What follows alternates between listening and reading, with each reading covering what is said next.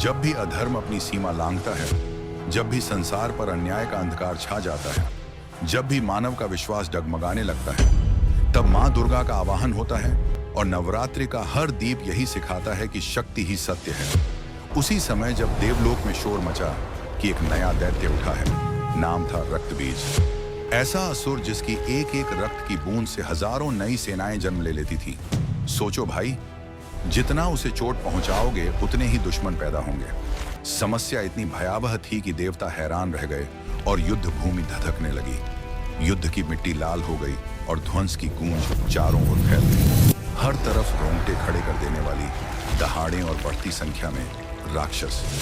पर रुको, असली डर तो अभी बाकी है, क्योंकि यहाँ एक छोटा सा रहस्य है जो अधिकांश लोग नहीं जानते। रक्त बीज केवल शारीरिक नहीं, उसकी ताकत एक मानसिक जाल की तरह है। हर बार जब हम अंदर की किसी बुरी आदत, क्रोध या भय को सतह पर आने देते हैं, तो वो भी उसी तरह अंदर अंदर नए रूप धारण कर लेता है। देवताओं ने जो तरीका अपनाया वह सबको असमर्थ कर गया। तब माँ दुर्गा ने निर्णय लिया कि इस बार केवल शक्ति से नहीं, बुद्धि और संकल्प से भी काम लेना होगा। माँ ने अपने गर्जन से धरती हिला दी और उसी गर्जन में काली का रूप प्रकट हुआ। पर मैं अभी सीधे तरीका नहीं बताऊंगा, क्योंकि अगर मैं सब कुछ अब बता दूं तो तुम्हारा ध्यान टूट जाएगा। तो सुनो और गहराई में उतर जाओ कि कैसे माँ ने एक एक बूंद का हिसाब किया और कैसे उसने रक्त बीज की योजना को उल्टा कर दिया। युद्ध की वह रात, कल्पना करो, आकाश तक ज्वालाएं झर रही थी। माँ की जटाएं फैलकर आकाश को छू रही थी। माँ की जिह्वा ने एक नियम बना लिया, जो भी रक्त जमीन पर गिरना चाहता था वह उसके भीतर समा जाएगा। माँ ने राक्षसों को काटा और उसी क्षण उनके गिरते रक्त को अपने भीतर खींचा। धीरे धीरे उस रक्त की उत्पत्ति खत्म होती चली गई। लेकिन कहानी यहीं खत्म नहीं होती, क्योंकि रक्त बीज का मन भी खेल खेल रहा था। उसने चतुराई से अपने मंत्रों से खुद को अलग अलग हिस्सों में बांट लिया।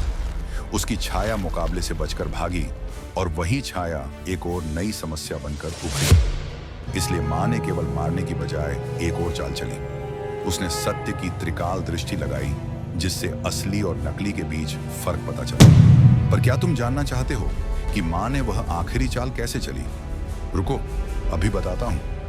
पर पहले समझ लो कि यह केवल बाहरी युद्ध नहीं था। यह हमारे भीतर के हर बार उठने वाले संकटों का प्रतीक था। जैसे कि हर बार जब हम गुस्से को दबाते हैं तो वह अंदर ही कहीं एक नया रूप ले लेता है। माँ की चाल यही सिखाती है कि नकारात्मकता का इलाज सतह पर उसकी फिर से पैदाइश रोकना है। और इसी सोच के साथ माँ ने अपनी जिह्वा से रक्त को चूसना शुरू किया।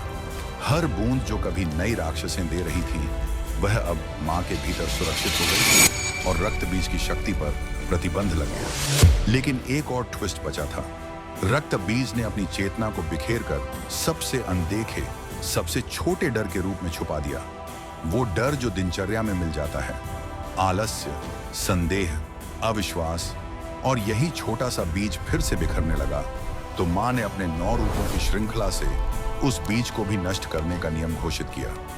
हर दिन एक नई ऊर्जा, हर दिन एक नया अभ्यास और हर दिन एक नई जीत। पहला दिन स्थिरता सिखाता है, दूसरा दिन तपस्या, तीसरा दिन पराक्रम, और यही क्रम धीरे धीरे उस डर को जड़ से उखाड़ देता है। और जब 9वें दिन आया तो वह डर पूरी तरह सत्य के सामने पिघल गया और रक्त बीज का नामो निशान मिट गया। पर सबसे बड़ा संदेश क्या है कि जीत केवल माँ की कृपा से ही नहीं, बल्कि हमारे अडिग संकल्प से आती है। इसलिए आज नवरात्रि में सिर्फ माला मत जपा, अपनी पुरानी आदतों की माला भी तोड़ दे। हर बार जब क्रोध उभरता है तो उसे भीतर पिया जा। हर बार जब संदेह आता है तो उसका सामना कर। और अगर कभी लगे कि तू हार रहा है तो याद रख, माँ काली की जिह्वा ने एक एक बूंद निगलकर वह साबित कर दिया कि कोई भी रक्त बीज चाहे जितना भी जन्म ले, सही संकल्प और सही पद से उसे मिटाया जा सकता है। इसलिए आज इस नवरात्रि संकल्प लो कि तुम अपने भीतर की हर बार उभरती बुरी प्रवृत्ति का अंत कर दोगे। क्योंकि जब माँ साथ होती है तो असंभव भी संभव बन जाता है। और जब तुम स्वयं दृढ़ होते हो तो हर युद्ध में विजय निश्चित होती है।